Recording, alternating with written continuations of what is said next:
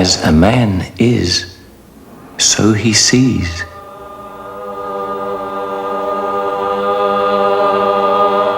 Man is the animal of mind.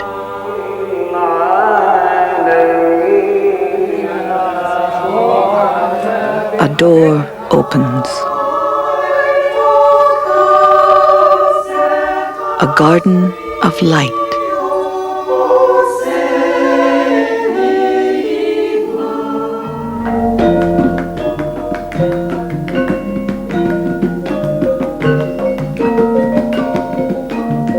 A timeless human impulse seeks to transform the ordinary.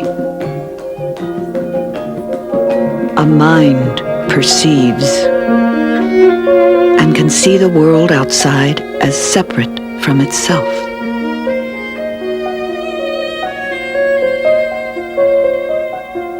Yet, who we are seems to color what and how we see. Or does what we see define who we are? Are we the masters of our perceptions? If the doors of perception were cleansed, everything would appear to man as it is, infinite. For man has closed himself up till he sees all things through narrow chinks in his caverns.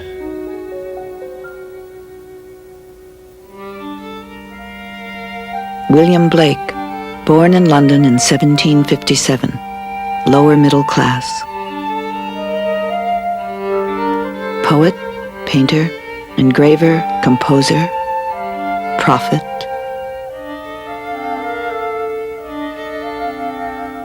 I have represented it as I saw it. To different people, it appears differently.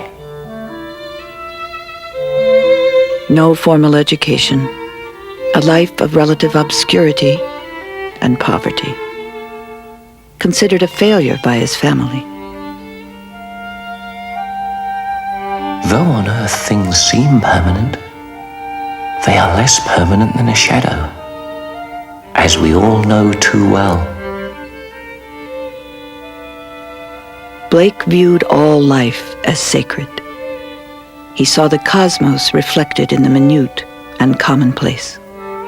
To see the world in a grain of sand and heaven in a wild flower, hold infinity in the palm of your hand and eternity in an hour. Blake was a visionary mystic, and the essence of mystic experience is seeing infinity in everything. Medical researcher and practicing physician Andrew Weil. That is, through some internal shift in perception, the external world changes, and a whole realm that was hidden to us previously is suddenly revealed. To me, this world is all one continued vision of fancy or imagination.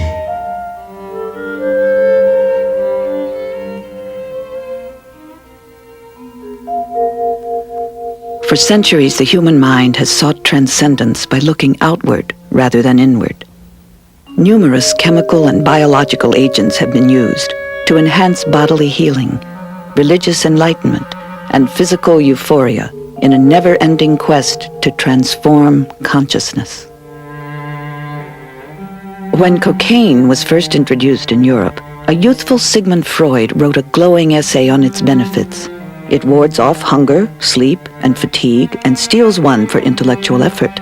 A first dose or even repeated doses produce no compulsive desire. At the Smithsonian Institution, the National Museum of American History houses a collection of advertisements and artifacts from the cocaine epidemic that swept the United States beginning in the 1880s. The Park Davis Company provided cocaine in about 14 different forms. That's within 1 year. Author, psychiatrist, historian of medicine, professor at Yale, David Musto. There were coca cigarettes, cocaine for sniffing, cocaine for eating, cocaine for injecting, cocaine salve, cocaine with atomizers for hay fever, and so on. And you could even get a little cocaine kit with a hypodermic syringe and a needle and vials of cocaine and instructions on how to mix up cocaine for injection or atomizing and so on. Cocaine got cheaper and cheaper as the epidemic went on. It wasn't Coca-Cola until 1900. You might almost say it was the all-American drug. It allowed you to stay up later, work harder, apparently write better, play better, be a better athlete, mountain climber, student. Whatever you wanted to achieve, if you took cocaine, it helped you. We don't want to lose this claim. We were the home of the first cocaine epidemic. As the century came to a close, America's love affair with the drug was curbed by sobering perceptions. Cocaine induced paranoia, stimulated violent behavior, and was clearly linked to the underworld. Awareness turned the society around. Cocaine moved from being seen as the most marvelous of drugs, a harmless, wonderful stimulant, to being the most dangerous of drugs. Cocaine use was criminalized by the Harrison Act of 1914, and following World War I, its use sharply declined. Part of the national strategy about drugs was to not talk about it anymore. We increased penalties, relied on silence or exaggeration, and in a way that just set us up for another episode. Societal amnesia helped pave the way for cocaine to reemerge in more powerfully addictive forms beginning in the 1970s. In the hierarchy of addictive drugs, cocaine would be one of your most addictive drugs. It is a stimulant. Thomas Costin, psychiatrist and research scientist. That when you give it to animals and let them self-administer it, they will self-administer it until they die. With crack, you don't have to use needles, and with the huge surface area of the lungs, it goes directly into the bloodstream and right up to your brain. Your heart pounds, your whole body starts to race. You can get motor effects, so you get agitated. And that feeling, while some of us might interpret it as terror, if taken with cocaine, is usually interpreted as a tremendously good feeling, something quite exciting. By 20 minutes, a great deal of that experience is gone. They have paranoia, they can have this suicidality. During the binge of using cocaine, they've usually been up steadily for anywhere from 18 to 72 hours without sleeping, without eating, without doing anything except using cocaine. Cocaine does not discriminate. As the cost falls, it becomes available to all socioeconomic groups and to lower age groups. Crack cocaine, you can use your lunch money in Fairfield County to buy crack. Some kids do. It's very inexpensive. So the use of cocaine has really moved down in the age range. Obviously, this is not something that's dealt with by giving people methadone or locking them up in prison or teaching the kind of drug education that we now have in schools. These are much deeper issues that have to do with being human, and they're connected with why people take drugs in the first place. In diverse cultures the world over, children's play is bound by a common harmony.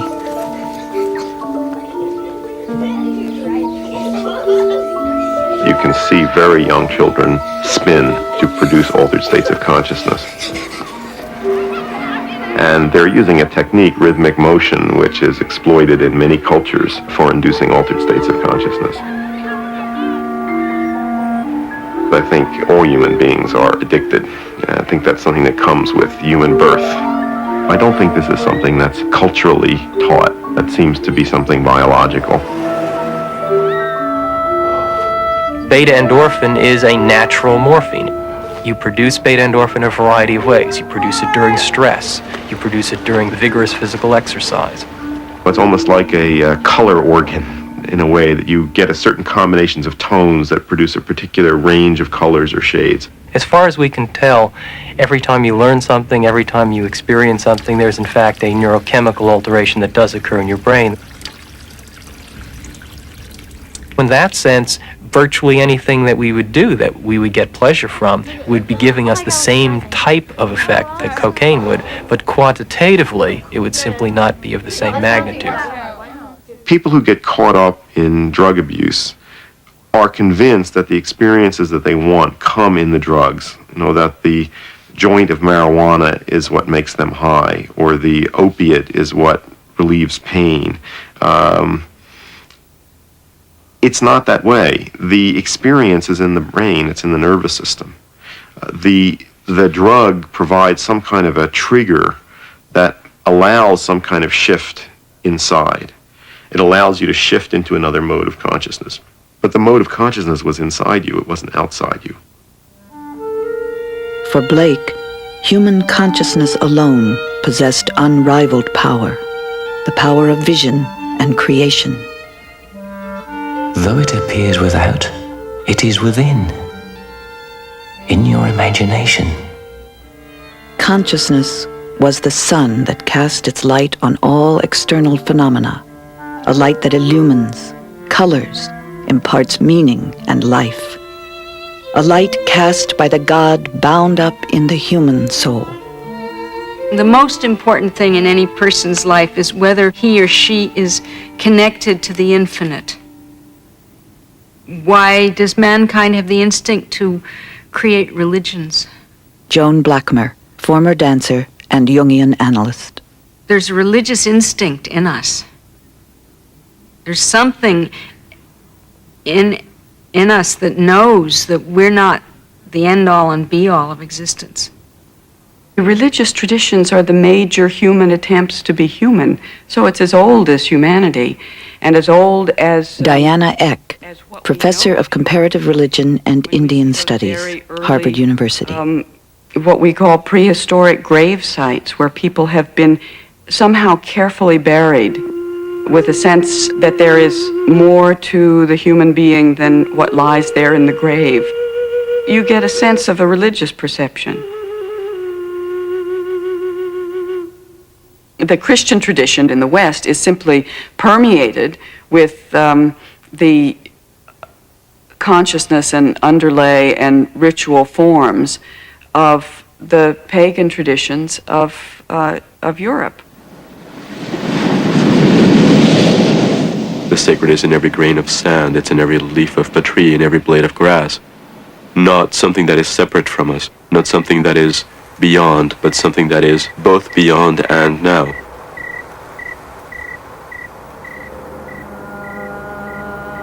Witchcraft and paganism go back much farther in time than Christianity, or for that matter, Judaism. Witches were in many ways the shamans or the priestesses and priests of the old pagan religions of Europe. And so the church saw itself in competition with these old religions and focused Andrus Corbin Arthun, Witch, Earth Spirit Community. As adversaries. The original witches lived among the rural populations of tribal societies in Western Europe. These were people who were healers, who knew how to set bones, who knew how to suture wounds. They were midwives. They knew how to turn babies in the womb if they were breech. They knew how to stop the mother's bleeding. They were herbalists.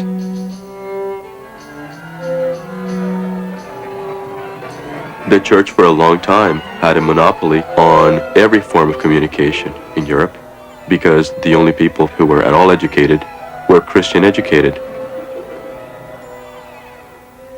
This book is called the Malleus Maleficarum, a book that was written by two Dominican friars during the Renaissance, and it's a manual for the Inquisition. This particular volume is bound in human skin, in the skin of someone who gave her life under the accusation of witchcraft, who was killed as a witch.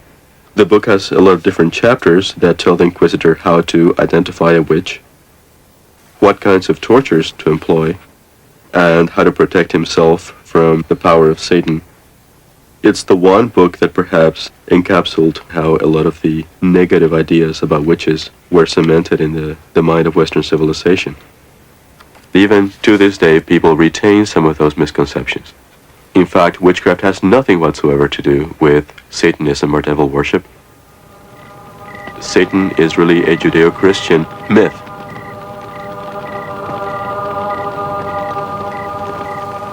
In altering our consciousness, in a reasonably controlled way, we're able to enter psychic states that people seldom reach except in a very random way. It's a sense of being one with the universe. Everything is composed of a certain balance of the four elements. The element of air is the part of ourselves that is least tangible. And that, of course, is our minds. The element of fire implies passion, power. The element of water, when we experience intense emotions like anger or joy, we shed water. It is also associated with the deeper aspects of our minds, with dreams. And finally, the element of earth is associated with solidity, with grounding. The real perception is that the divine is present in this world, which they take not to be a world simply to be mined and exploited by its human consumers, but a world which has an integrity of its own, a wholeness of its own, of which we're a part. Somehow we have, to our great detriment, lost touch with the rhythms and cycles of nature. People don't like to deal with the unknown. Most religions attempt to present us with a model of the sacred. In some ways, I think a lot of us would say the ultimate arrogance is to believe that we actually know what God is or what lies beyond, because who really can?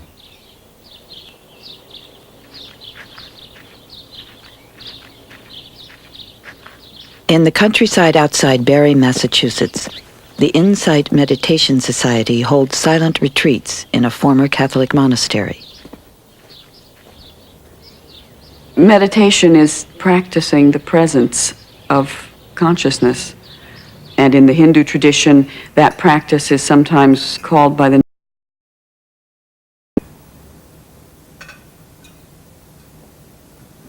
After 3 months of silence, this retreat is nearing its conclusion. I think when most people come here, the thing that they fear more than anything is being silent. It's just unimaginable not to speak for even 2 days, let alone 3 months. But almost uniformly, it's the single most beautiful part of the experience. It's what people refer back to.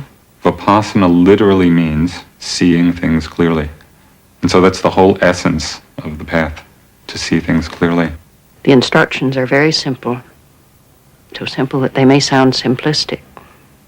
Be with the breath. Or when you're walking, be with each step.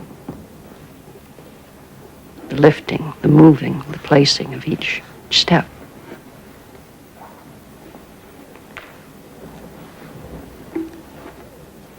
watching the in-breath and the out-breath, the in-breath and the out-breath, perhaps counting them up to 10 and starting over again.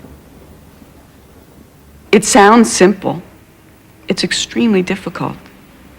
And what you learn very quickly is that you're not in control. You're an observer of your own stream of consciousness, as it were. We live our lives in the stories that we create about experience. And so the practice, the meditation, is to come out of the story. Gradually the mind becomes a little more steady, a little more clear, focused, and the power of mind grows stronger. From the outside, these figures look very calm, but there may be a total turmoil within each person.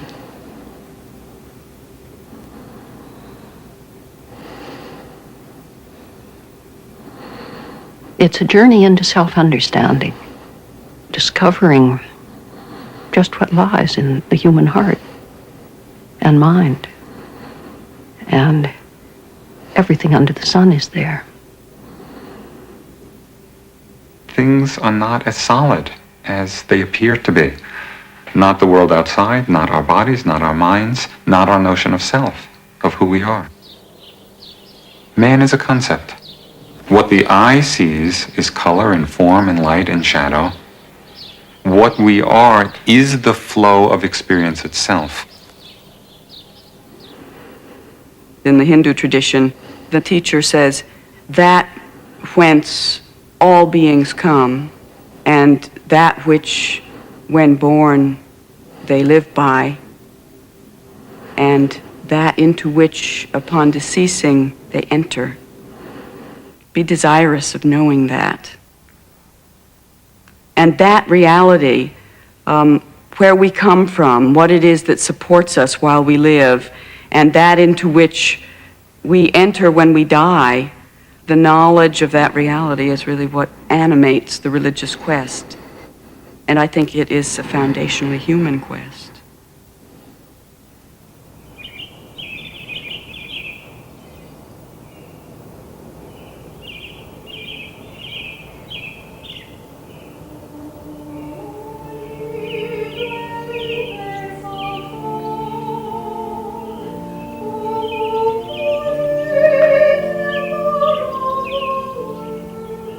They began as a little group of straggly hermits who lived in caves on the hillside.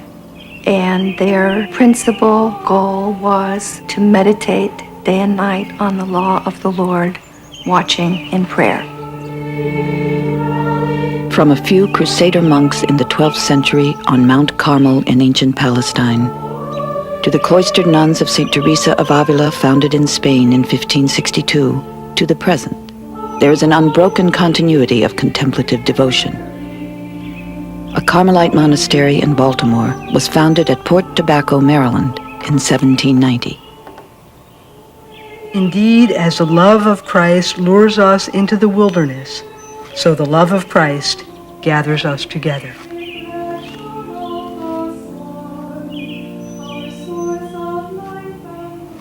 We say over and over again to people that we're really hermits, and I think we are. There's a quote which says, "Be still and know that I am God."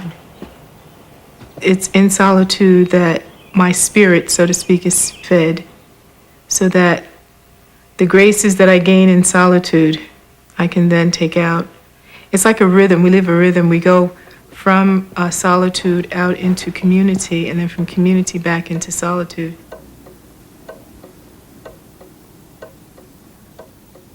I think when I was 5 years old, I first knew that I wanted to be a sister. I had looked at being a teacher, being a nurse, being a social worker, being a missionary, and somehow I realized that in prayer, I could do all of those things. Some little voice inside of me kept saying, what would happen if you put prayer first? I think the hardest thing was the pain that it caused my family, my mother in particular. When I first was going to be a Carmelite, people said to me, "Oh, you're throwing away your life. Why are you in the monastery praying all day? Or why aren't you out doing something that could be constructive for the world?" In a life, we always choose. I certainly feel capable of being a mother. And it's something that I won't be here. But we make choices, and that puts certain things aside, and it opens up opportunities for other things.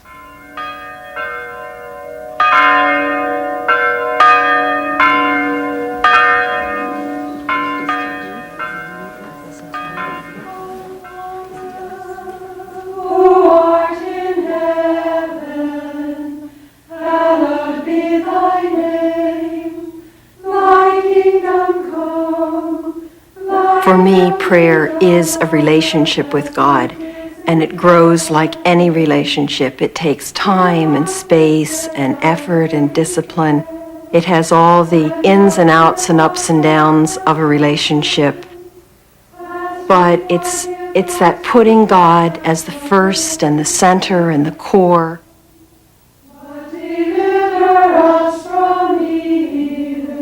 When I go into prayer, there are times when I can understand why we're on the brink of war, because I come in touch with my own defensiveness. There are times when I can understand our consumer society, because I come in touch with my own greed.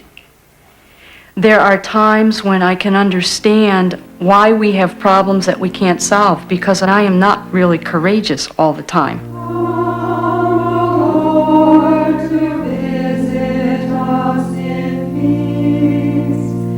If it's an authentic life, it's a life that leads to conversion of heart. It is a life, therefore, that means looking at yourself and stripping away all the screens that we put up between us and ourselves. That can be hard. I think that's perhaps one of the hardest parts of it, is to stand naked before yourself and before God. It requires courage. Each one of us is purified by what the mystics call a dark night, by a darkness that is actually a call from God to grow beyond where we are at the present time. The limitations of our human existence, sometimes the failures of our endeavors, the failures of our marriages, the betrayals that we experience.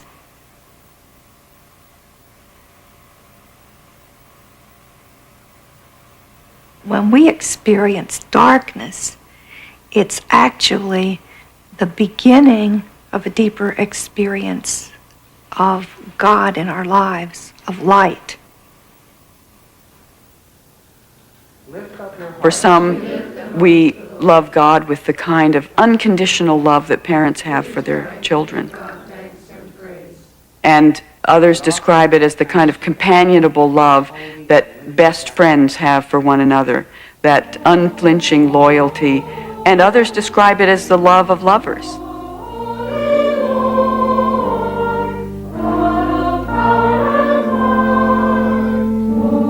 Others go so far as to say it's the kind of love that you have for the lover that you're not married to, because married love is condoned by society.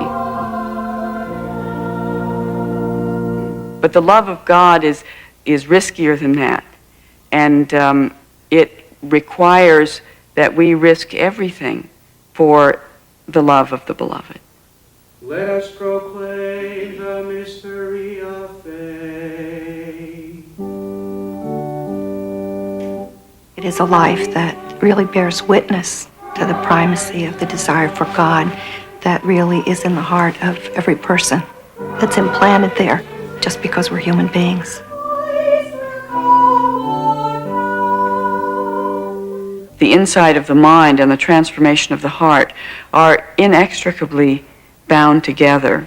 I do believe that through the power of prayer, something affective and effective is happening within the world beyond. And I think if our world needs anything today, it needs some kind of a witness like this. People who really are concerned about the inner life when so much of our society is concerned about the outer life and what we can acquire and what we can have.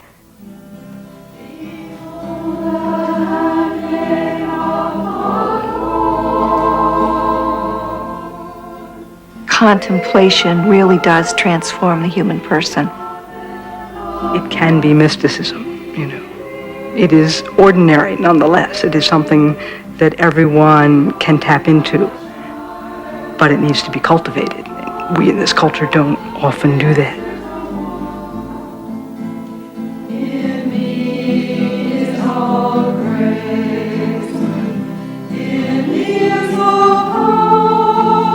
One can grow over a lifetime so close to God that, in fact, one slowly does begin to take on the mind of God, to see this world and these people as God really sees them.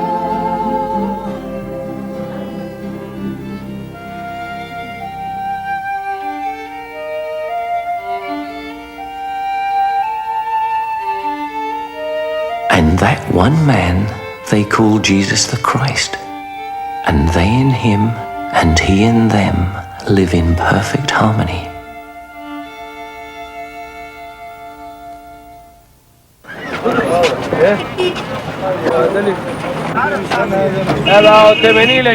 Islam.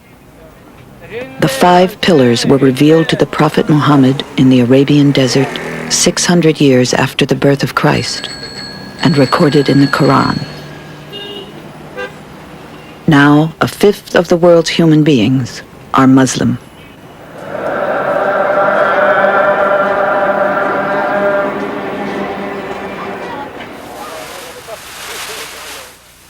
There is a sense in the teachings of Muhammad that renunciation of this world is inappropriate. He was not a renouncer. He was not an ascetic. He was married. He lived life in this world. And insofar as Muslims model their life after the life of the Prophet, it is not an ascetic life. It's meant to be a life in this world.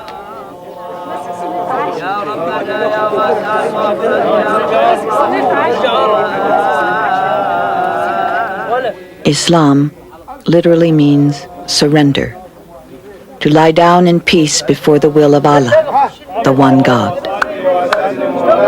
But the intent of Islam is to create justice in this world, to unify the temporal and the spiritual.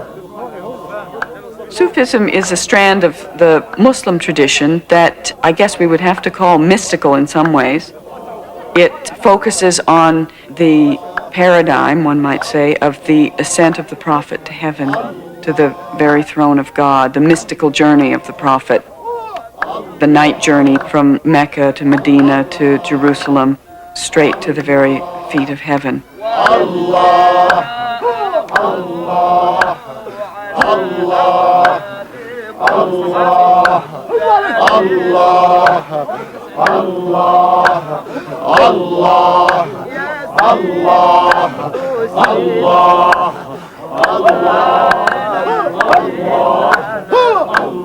One of the great Sufi poets, a woman actually named Rabia, says, "If I worship you in order to avoid hell, then cast me into hell. And if I worship you in order to attain paradise, then bar me from paradise. But if I worship you simply in and of yourself, simply for your own sake, then reveal to me the loveliness of your face."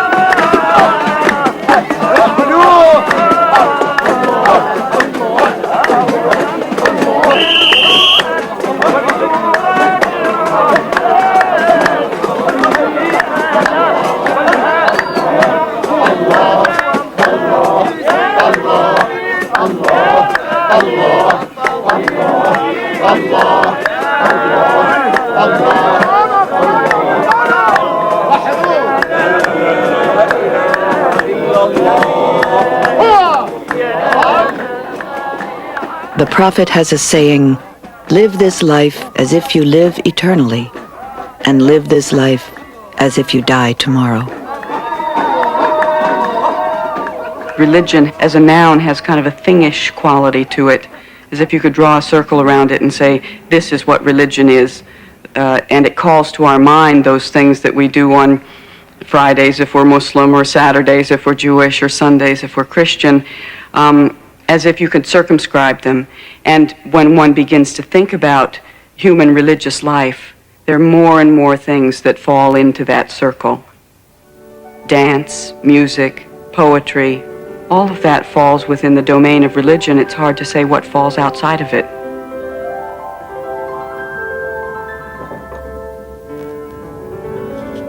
Some people think that dancing doesn't involve the mind, but that isn't true at all. If you're not there, if you don't know what it is you're doing, you can't possibly give of yourself, and that's what performing is all about. L.V. Moore, General Director of the Washington Ballet. Giving your entirety to the audience, or to whomever is watching the performance. And so both physically and mentally you have to be there, and therefore the discipline has to be there. Dance is a very primal form of communication. As we evolved into human beings and couldn't communicate, we had to mime, we had to grunt, we had to use, I saw a bear and I hunted. It's something deep-rooted within us. And to see an evening, a story told, or even just the vaguest theme of love or hate or resentment, the fact that you can get that across with no words.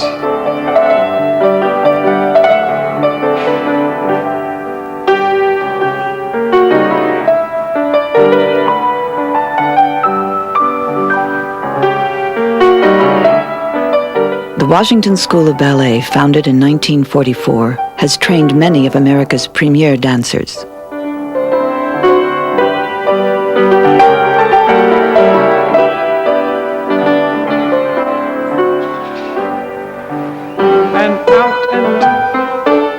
Dancing is physical. To some degree, it is mind over matter. In order to overcome your deficiencies, you have to be able to picture yourself doing it right. Permanent guest artist Kevin McKenzie instructs this class of the Washington Ballet Company. I spend so many hours a day working with my body and with my mind so that the connection of the physical and the mental will be reachable, touchable, tangible.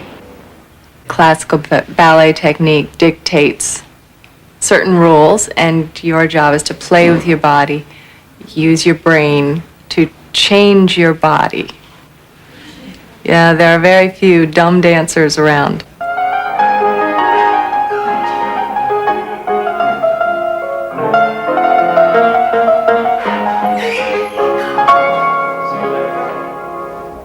Did your last whole 2 pirouettes and you were like, finish the exercise while you were turning?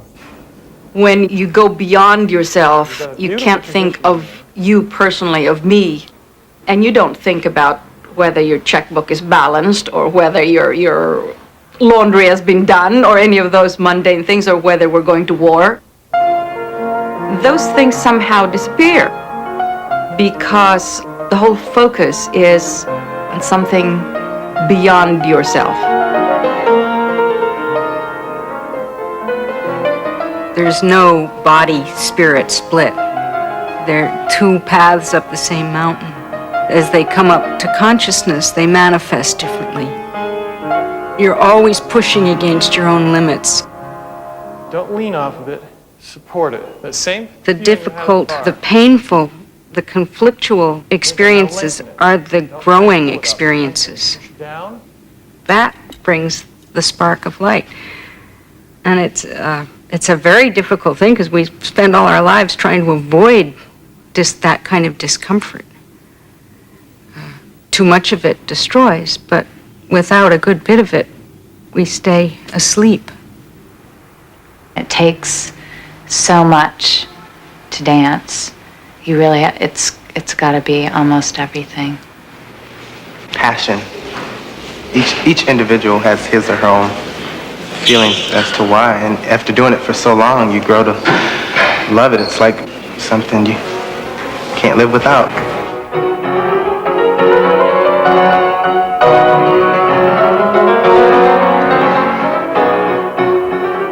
You can go out on stage and really lose yourself.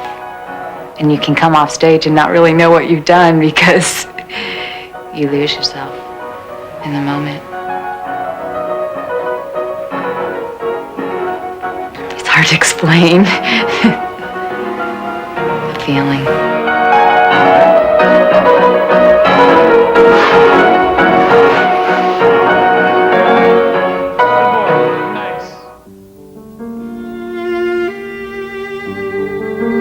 Man has no body distinct from his soul, for that called body is a portion of soul discerned by the 5 senses.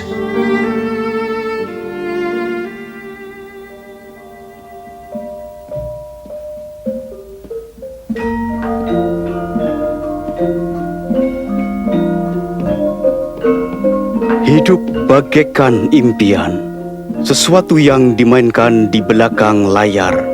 Dan saya sekarang pemimpi, sekarang penari, saya ditarik keluar masuk kehidupan. The words of Amir Hamza, Indonesian poet. As part of a nationwide festival of Indonesian culture, the Smithsonian Institution features numerous performances and exhibitions at many of its museums.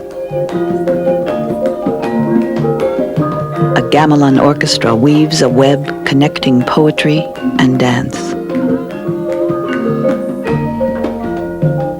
The dances are exquisitely controlled meditations, outward expressions of inner grace and mystic purity. Gestures of ritualistic exactness flow from the dancer to create their own eternal world.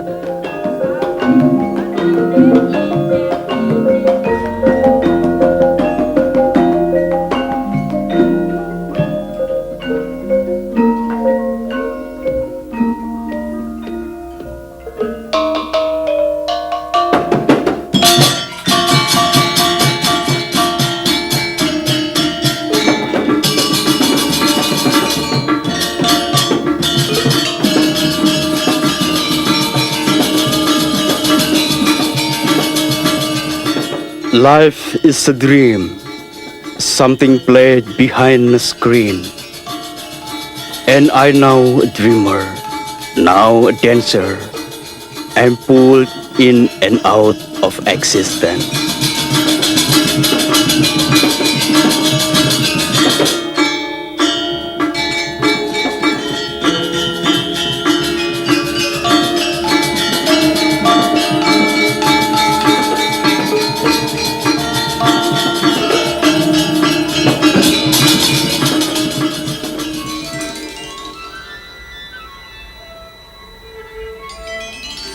We take great pride in this world of ideas that is much more real to us in many ways than the physical environment that we're living in. For many of us, we just see enough of the world to get from one place to another while we go about our conceptual business. We all hear about how fast computers are and how smart they are, but they're actually only smart at all because they're fast. They're incredibly stupid if you compare them to a 2-year-old. And what they're stupidest at is seeing. So asking the computer to understand your image in a 30th of a second, currently in 2 dimensions, the next step is 3 dimensions, that's asking a lot. Myron Kruger is known as godfather of artificial reality. Although the brave new world of cyberpunk, virtual reality, hyperkinetic space is currently more dream than actuality, interaction between human and computer is gaining sophistication at a geometric rate. Gestures drawn in the air are perceived by the computer and transformed into responsive graphic images. In the future, humans may wander through self-created artificial worlds replete with touch, hearing, and smell. What we have is a new medium of expression and a new medium of experience, where the laws of physics are different, where the relationship of your body to the environment is different, where the rules are not consistent from moment to moment, where reality itself enters the experience as a character. One of the beauties of the human brain is that we can make real things that are not. The computer understands where my body is in the artificial reality. It understands where the other person is. Now they're going to occupy the same space, and there's going to be contact. Now it has to understand whether that contact was a tap on the shoulder or whether I am trying to knock them over. What is the significance to the storyline, if there is one? Every step of that is not just artificial intelligence, that's artificial genius. If you think about all our art forms now, they're for the neck up. We are physical creatures with bodies, and as much as our educational system and as much as our intellectuals would like to deny it, the mind evolved to serve the body, not the other way around.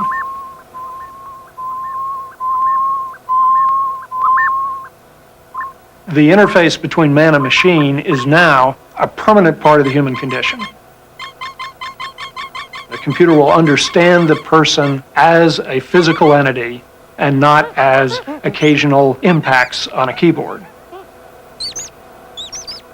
So you could have the enchanted forest really is enchanted and interacts with you as if it were alive. For the first time in a long time, we could really redefine what imagination might be.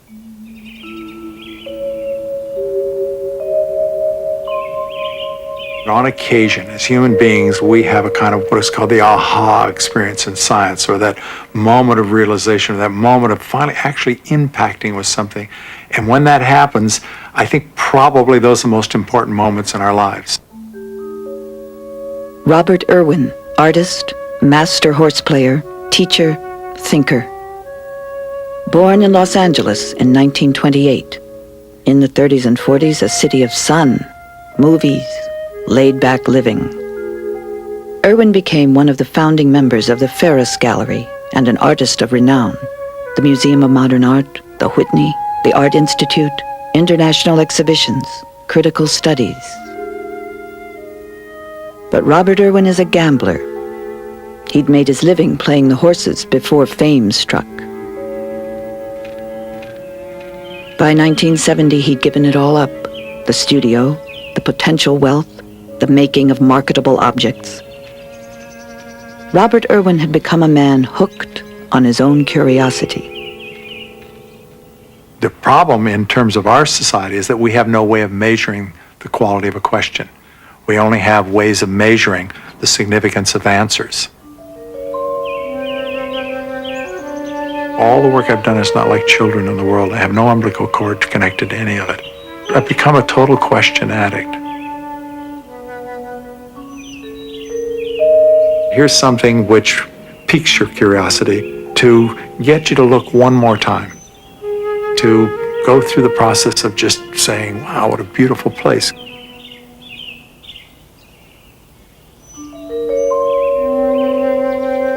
I don't have an agenda other than to make you aware that you're the magic, that you're the person who perceives, that you're the one who actually has the potential structure, and you are capable of making choices. At the Museum of Contemporary Art in Los Angeles, an exhibition features works that raise questions about the nature of human perception.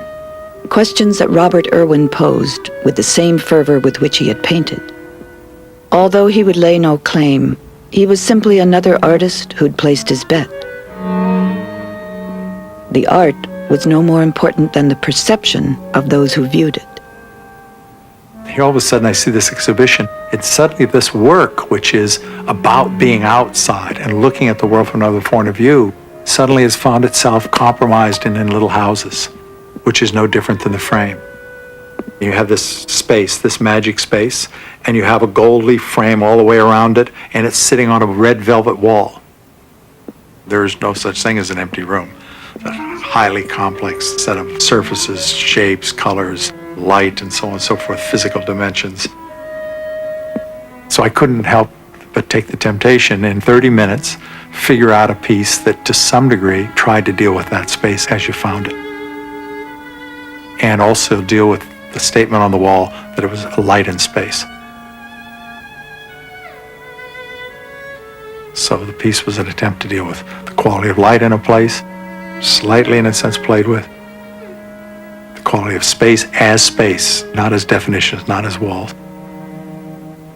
And something which in a sense takes into account the problems that are existent in the thing, which is all those wires coming down and what have you. So I'd rather like being able to do that one. You don't get an opportunity like that very often. To me, that one really kind of called a spade a spade. Irwin's questions led him to reading philosophy, to 100 universities where he taught by simply being available. For Robert Irwin, art had become as much a state of awareness as something tangible. When I wake up in the morning, I open my eyes. I'm not astounded by the fact that the world is totally formed, that everything's there in place, then I can just simply get up and proceed to brush my teeth.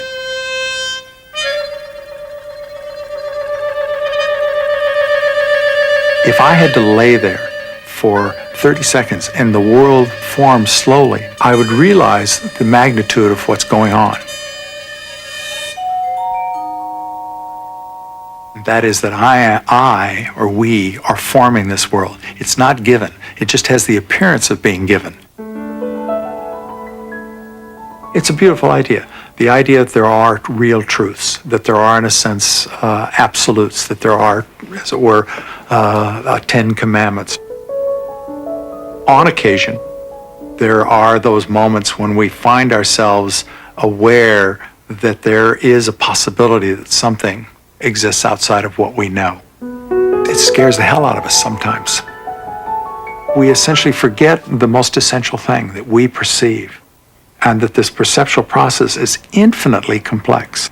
Our senses begin almost at ground zero, essentially feeding us incredible amount of information at every moment, which we are not only gathering, but we are ordering and structuring and putting into some kind of action. It really works. So you can't say that's wrong.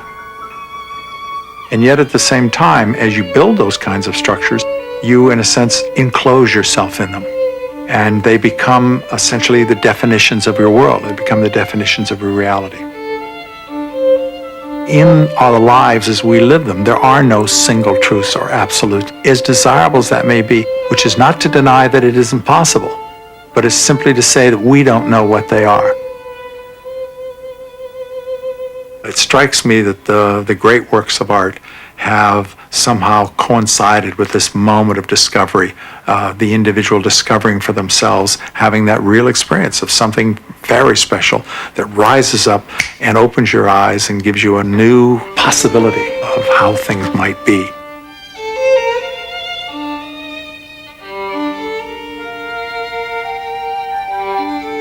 A spirit and a vision are not a cloudy vapor or a nothing.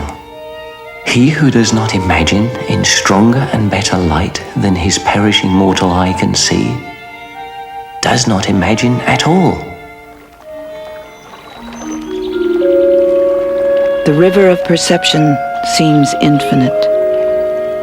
Can we alter its course at will? Is there some universal ocean that might be called reality? Does the flow of perception open countless doors onto ever-expanding mysteries? What really is real? What truly matters? Is it justice? Is it love? Is it awareness? Is it attention?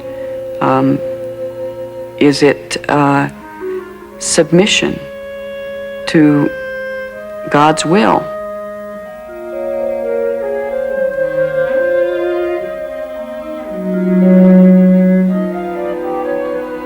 Everything that's born will die. Everything that comes into being will pass away, moment by moment by moment.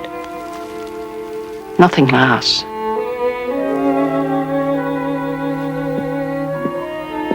And this ambition to transcend our own death, to transcend our own so-called limitation, we gave away something very, very powerful. We gave away the moment of being in the world, which is in constant motion and in constant action, and is another kind of reality. The great important thing is to keep conscious, and if that energy comes up from the depths, one has to humanize it and contain it. One realizes how different the earth could really be, the world could be, were more of us touched and transformed.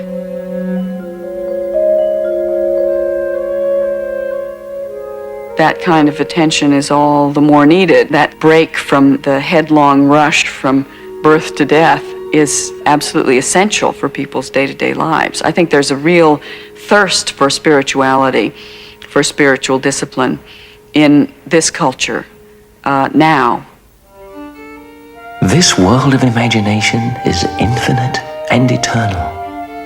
There exist in that eternal world the permanent realities of everything which we see reflected in nature.